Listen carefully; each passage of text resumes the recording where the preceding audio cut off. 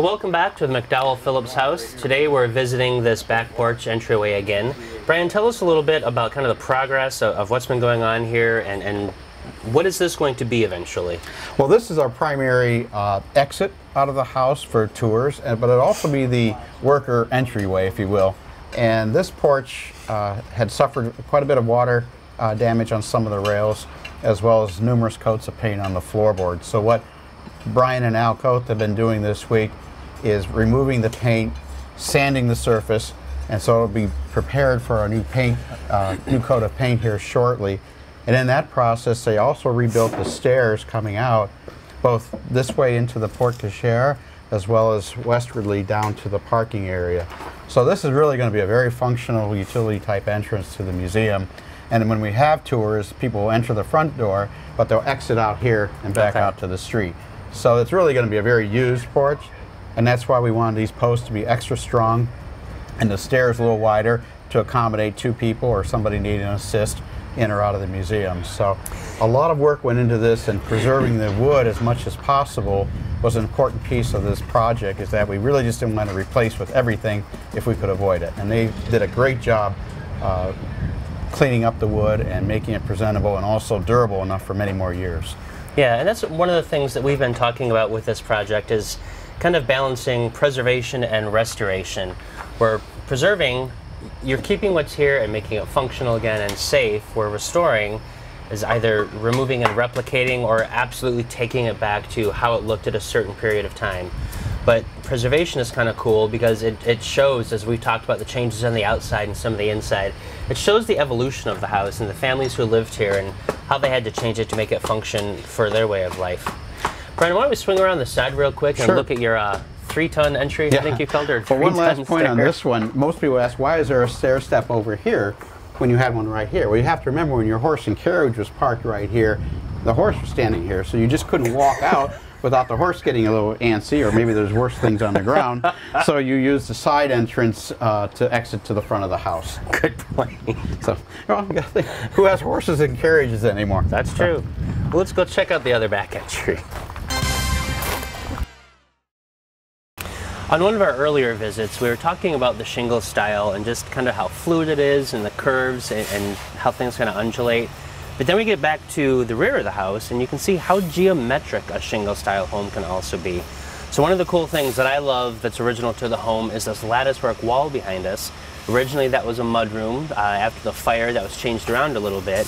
But it's also the other, I guess, secondary main entrance on the back of the house. So Brian, tell us a little bit about this epic staircase back here. Well, this is truly a work of art, because the stairs that were here were rather awkward. There were 2 levels of decking.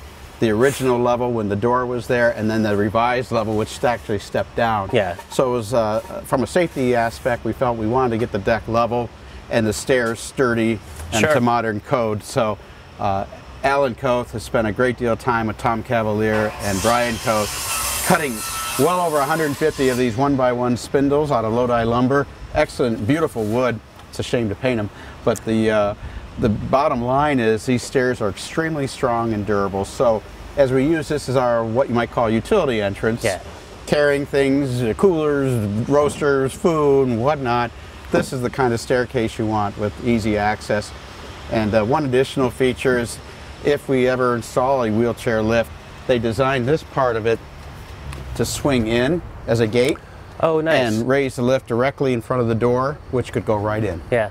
So we try to think ahead to what will come, but for right now, it's I call it the 3-ton staircase, because when you see the structure underneath here, go ahead and bounce on it, I dare you. It is extremely durable, heavy-duty construction that's going to last many, many years.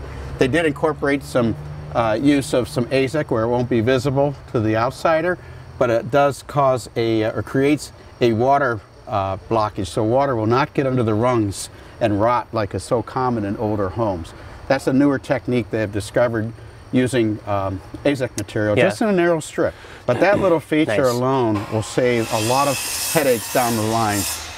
And looking ahead, I mean, this is also the perfect place for a new production of Avita, the wave, or literally the perfect place for the bride to stand and throw the bouquet. There you go. It's all there. Thinking. All right, well, let's go check out what's going on inside and see some of the changes. So we're back in the room that we visited last time where Feron was working on the woodwork.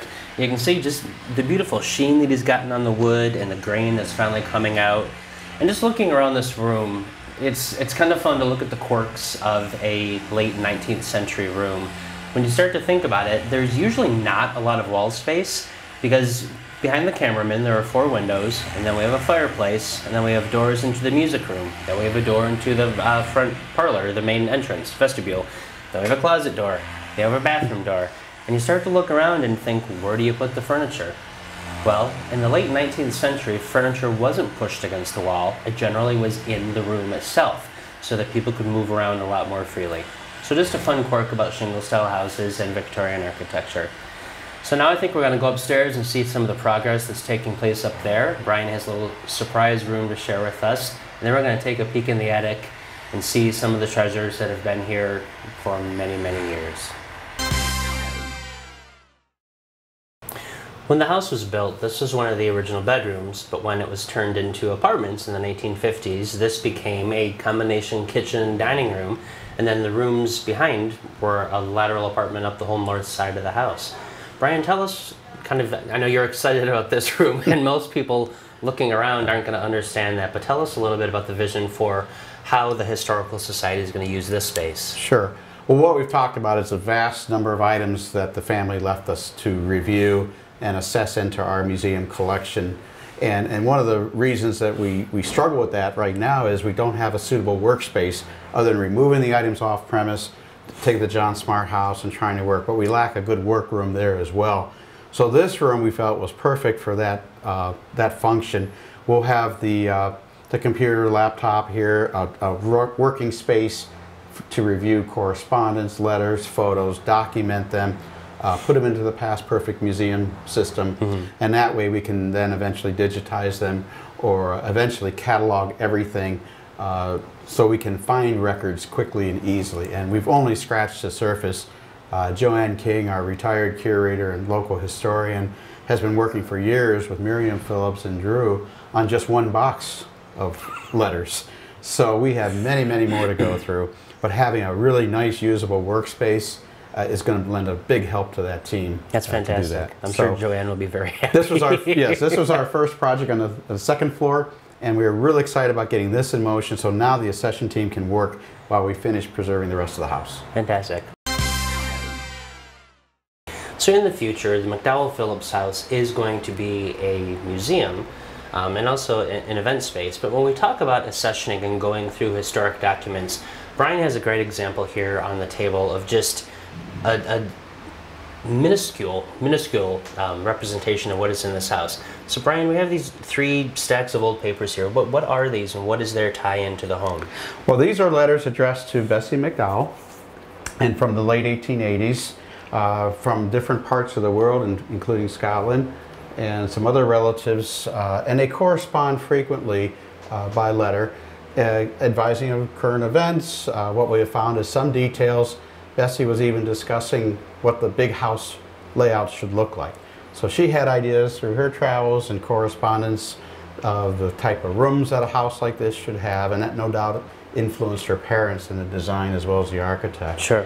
But to go through all these letters and carefully read them and handle them very carefully, you develop a timeline of who was doing what, where, and when over the course of time. And it's a fascinating insight.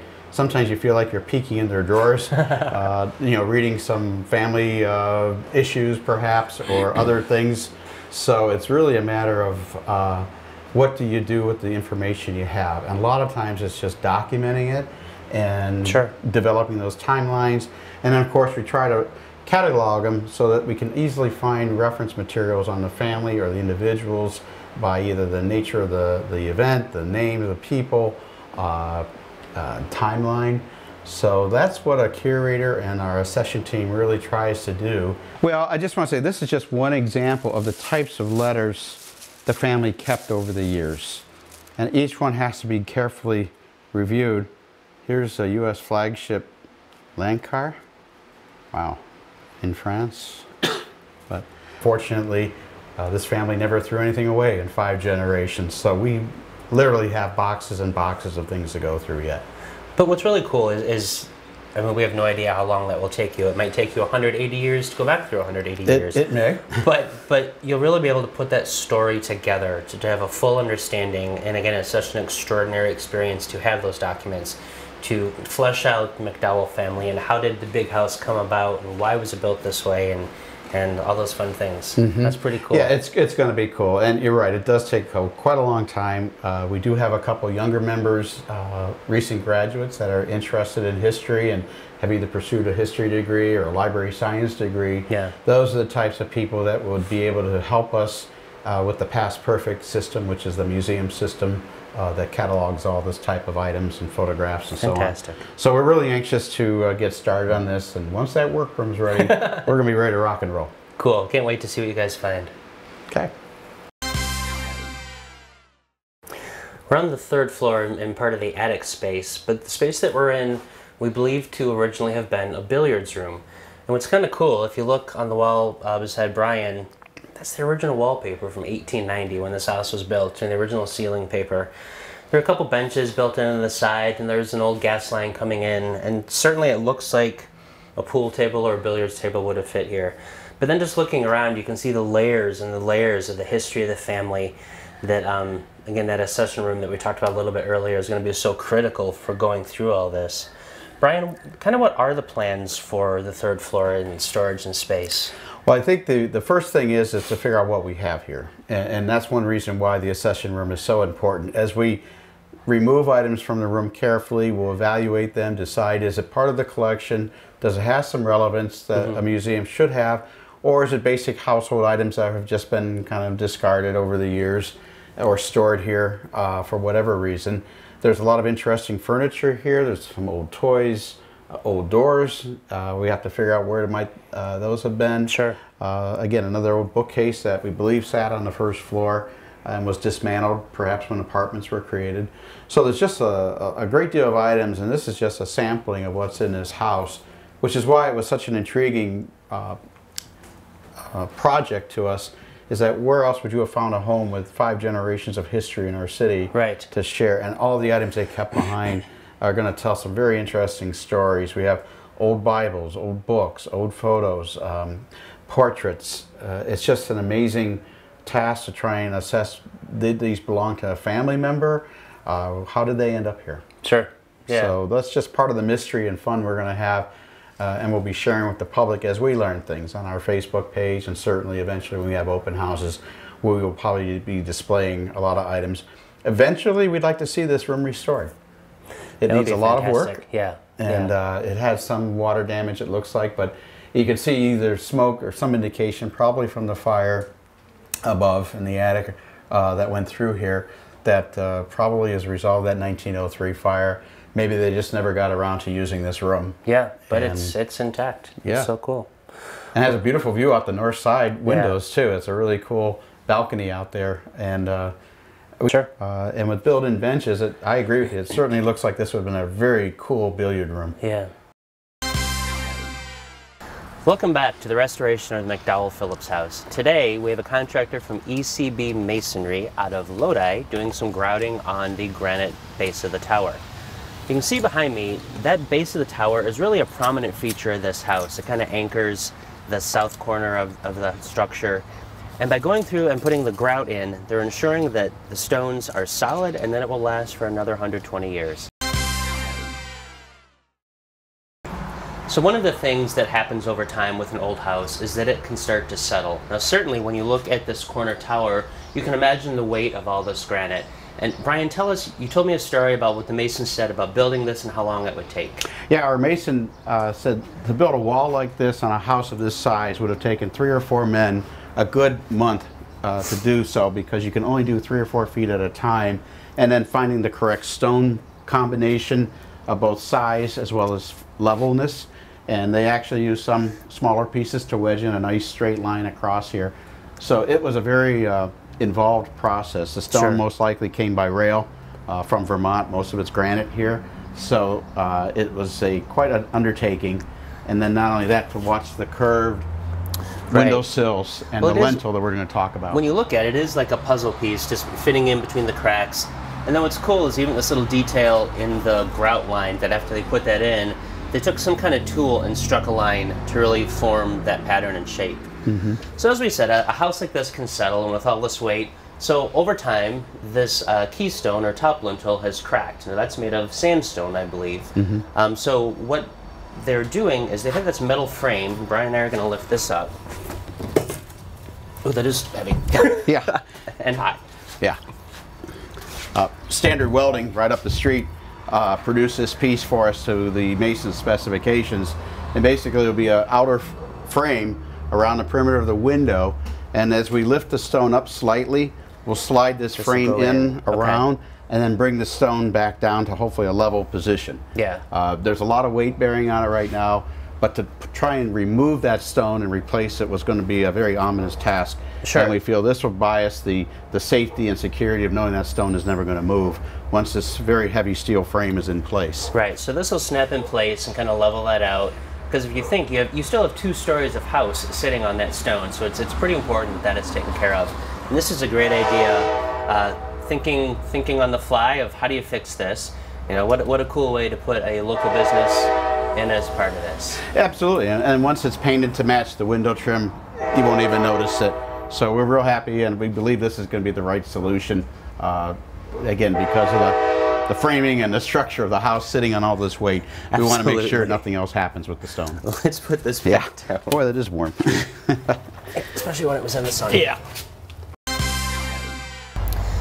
Over the past few weeks, we've documented kind of the reconstruction of the exterior of the home, and a lot of the shingles were damaged to the point that they had to be replaced.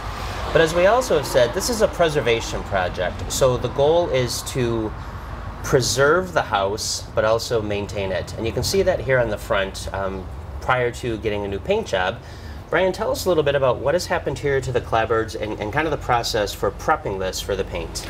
Well, with any good paint job, preparation is the key. And with an old house, when you have many layers of paint on the siding, it tends to alligator or eventually needs to be removed. And what the CertaPro paint crew did yesterday, they got started on the front wall, scraping and removing any loose paint, and then of course using a good primer for the bare spots. They're not quite done with this section yet, obviously. Sure. But eventually it'll take the new paint quite well. And we plan to put 2 coats of new paint, which should preserve this wall quite well.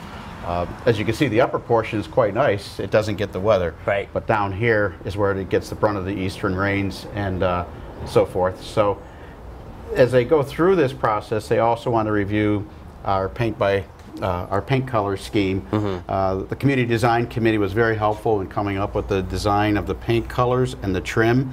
And we did some sampling back here on the corner pillar. Right. You might point out some detail. And coming up with the right mix of colors, which actually are very close to the original colors on the house. When Drew Phillips was here painting the house, he did a great deal of research to dig into the lumber underneath and come up with the original paint codes, which you'll see will be pretty close to the original. So we're real happy about that. We're highlighting some of the colors here a little lighter so that they show up better coming down the street and not so dark. But I think you'll be real pleased with the outcome, so stay tuned. Next couple of weeks you'll see some big changes. Well, what's pretty cool to notice, so this house is 130 years old. But just the condition of the clapboard, I mean, this is old growth wood. You know, it's been here, it's been painted, we don't really know how many times. It's been through a lot of storms and rain, but when they get down and scrape and sand, it's just still I believe it's fantastic poplar material. And poplars are very durable wood for siding, and it'll stand the test of time if properly cared for. Sure. And like any other paint job, as I mentioned, preparation and proper application is critical for both the porch floors as well as the walls. So. Yeah, it'll be a beautiful day when this old house has a fresh coat of paint and starts to come back to life on the outside. We're real excited about it. It's been something we've worked the last 6 months to get to this point.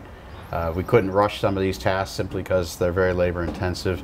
But as they got on the lift and went upstairs yesterday and some of the windows, the crew was, wow, this house is really something. Yeah, so I think they're really excited about working on the project, and we hope that the weather cooperates a little bit more the next few weeks. Fantastic. And not in the 90s, but we'll proceed as best we can.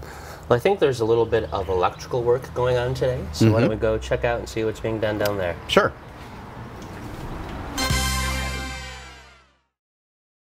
In the late 1940s, post-World War II, the house was turned into 4 apartments, and at that time several electric meters were added on the outside. So again, a house that's 130 years old, originally did not have electricity, it would have had gas. So over time things have been added, wires run throughout the entire house.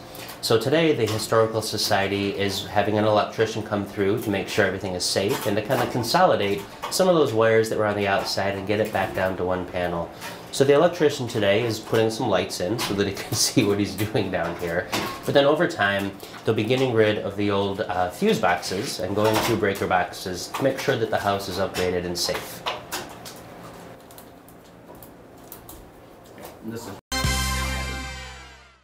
So this is our first time visiting the basement in our documentary on the restoration and preservation of the McDowell-Phillips House. And as you can imagine, with a house this big, the basement is equally as big. But it's kind of fun to come down here and see the different rooms and see what is actually supporting everything above us. Now behind me you see these 4 cages, we'll call them. Conjecture is Brian thought that perhaps when the house was apartments, these were the storage for the tenants. But throughout the house and the barn, Brian, you're starting to get quite a collection of stuff here. We are indeed. Tell us about some of it. Well, this being the boiler room, it's also the driest room in the basement, so we have found that this is a good place to store things temporarily until we assess them, figure out what condition they truly are in. Can they be salvaged or should they be in the museum? Sure. So one of the pieces that was interesting down here, laying down here for many, many years, was this beautiful secretary that belonged to Florence Hughes. And why it was down here, we're not exactly sure, but it was down here, and Tom Hilberg, one of our members, has been busy trying to clean it up and restore the finish, and we plan to move it upstairs into the den once that den is finished papering and painting and so on. It's an unusual piece. I mean, you can see the front. It's not carved. A lot of times pieces of this era were actually steam pressed, and the wood would be steamed and then a die pressed into it to get that design. But it's kind of cool how the base actually extends beyond the structure itself. You can see the little drop-down desk door in the cubby. So that'll be pretty cool to put that back up in its original place. Yes, it would be a nice piece that you would probably find in many dens or ladies' writing rooms. Sure. To keep up with correspondence, pay the bills, or so on. So it's an interesting piece, and it's one that we can clearly identify as belonging to a member of the family. So that's always fun, especially when they leave names on the back of it to know whose was who. Now you have a collection of kind of different artifacts and crockery over here on this table. What's the tie-in to the family with that? Well, some of these were discovered in the barns outside, and we brought them in to assess them and clean them up. A lot of it was pharmaceutical supplies, which when the McDowell brothers had their drugstore on the square right in the Phoenix block, they operated quite a lengthy pharmacy. And some of the large crocks came from a large wholesaler in Cleveland, which would not be unusual. I mean, a whole jug of witch hazel, so it must have been a popular need back then in the 1900s when the store was in full swing. Some of the other items, old ironing board that someone had actually carved initials in from 1879. That is a massive ironing board. Yes, it is a very large ironing board. Some high chairs that have seen some better days, but a kind of a unique repair on one of the legs. Yeah. I'm sure it could tell a lot of stories. We have a set of 10 pins back here you might not be able to see with balls, and we're trying to figure out where those might have been played or who had them. Sure. And what is this iron post on the floor here? Yeah, let's look at this. This is something very interesting. I might need a hand lifting it. It's pretty heavy. Or we'll stand it up. This is a... This is a cast iron hitching post, and from an old photo we found this actually sat right where Washington Street dead ends into Prospect, basically right in front of this house on the street. But the interesting thing in this photo, the picture was taken before this house was built. It actually has H.G. Blake's farmhouse, the Greek Revival, right next door in the background. And the carriage that we had restored a few years ago that we pulled from the barn is featured on Prospect Street with the horse tethered to this very post. So what year is the carriage? We're guessing 1890s, 1880s, in that vintage. Okay. It was probably taken perhaps just before the house was moved and construction started here. Yeah. But this is quite an interesting, very heavy cast iron piece with a pineapple design up here, which is, of course, is a age-old symbol of welcome. So it would seem when you visited the McDowell house, you would have tethered your horse out front, perhaps, if you didn't come into the porte cochere Of course, it didn't exist at that time. So when it was H.G. Blake's house, probably the closest you got to the house was the street. Yeah. And this is why this was such a really important find in the barn. And then when I found it in an old photo, I just was very excited that we finally figured out where it was. And what are we going to do with it is it'll be somewhere on the property displayed. We're just not quite sure yet where, fantastic. But it's a very heavy piece. I don't know if there's any others on the property. We haven't discovered them yet. But I'm sure as most Medina had hitching posts just about anywhere, it wouldn't surprise me if they were found somewhere else too. Cool. Well, let's lay this back down and we will take a little bit more of a tour of the basement. Okay.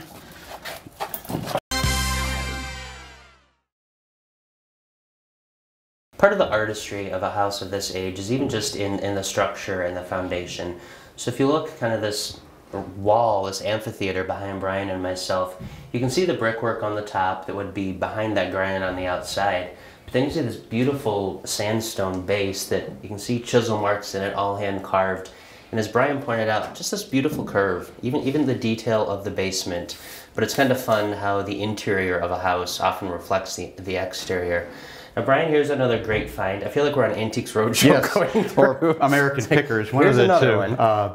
This is a big thing. What is this? Well, when we got into this room at first, it had a lot of debris in here, a lot of old boards and dirt and boxes and things, and we weren't quite sure what this room was ever used for. But this particular piece was lying on its side. When I set it upright, I discovered it's actually an old ice box, a very large one, and it was down here for who knows how long, but the point is it was a very large piece, almost too large for the kitchen of this house.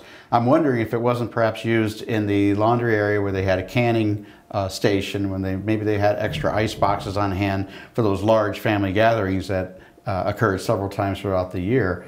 It is an Alaska make, which I'd have to do a little bit more research to figure out what we're going to do with this. But this room in general is kind of an interesting piece in that it will be used somehow in our behind the scenes and nooks and cranny tour to show people the beautiful construction of these walls once we clean things up a little bit more. Yeah, it's kind of cool. The nameplate on the front of this says Alaska Manufacturing 1878 or 88? 1878. So this is, late 1870s, early 1880s. Again, when this house was built, we didn't have refrigerators, so the iceman would come around and bring blocks of ice that they would cut and then go into this. It looks like the inside is lined with some kind of zinc or lead to help keep it cool. And then this top actually lifts off and storage was in there as well. So it was a time when you might go to the store, but it wasn't like we today go to the grocery store and fill our cart and we're good for a week. Going to the market was, a couple times a week and getting provisions. Well, we had Bowman Ice right across on Route 18 and Liberty Street across from the AI route. Bowman's supplied ice and coal to a great deal of Medina, and it wouldn't be surprising that they're only a block away, that you would have called for the iceman to come through the basement door, or coal in the wintertime, as we'll see over on the next shot. The coal bins when the house had finally got central heat for the boiler, but it was fired by coal instead of natural gas as it is today. Well, fantastic. So join us next time as we continue our tour of the basement, showing you some of the nooks and crannies, and hear about one of the fun kind of family local lore legends that happened in the house to one of the family members. Thanks for joining us.